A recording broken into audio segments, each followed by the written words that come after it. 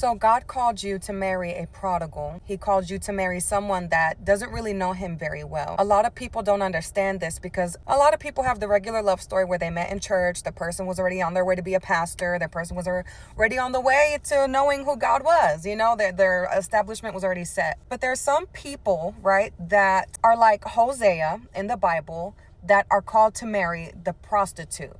Hosea is a man in the Bible that was literally called to marry a prostitute named Gomer and to love her with the love of God. For some of us, that's our story. That was my story. I was called to marry the prodigal. I was called to marry the one that did not know God very well. But God used me to plant a seed in that man and to fast for that man and to stand in the gap for that man and to learn deliverance prayers and to heal myself in the process of learning more about God for myself on behalf of that person.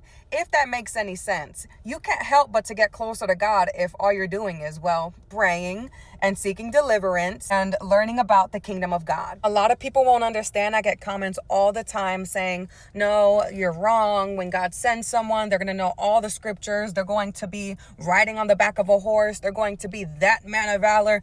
That's not everybody's story. It's the majority of people. That's not their story. If you ask a lot of pastors, a lot of prophets, a lot of deliverance ministers, etc., how their love story started, you would be surprised to know that a lot of them were drug addicts in the beginning, that a lot of them were out here in these streets. Yeah, that there was infidelity that they had to forgive, that there was a lot going on. You know, we are sinners. And when God calls someone, and not just someone, when God calls Hosea to love a Gomer, it's holy work, no matter what you think. And for those that are in a Hosea and Gomer type of situation who, you know, you're called to marry the outcast, the crazy one, the sheep that got away, God bless you and your work ahead.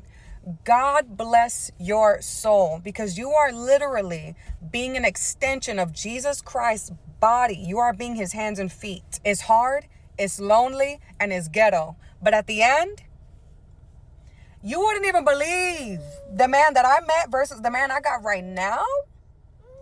And who I am today. I know more. Listen, trust the process.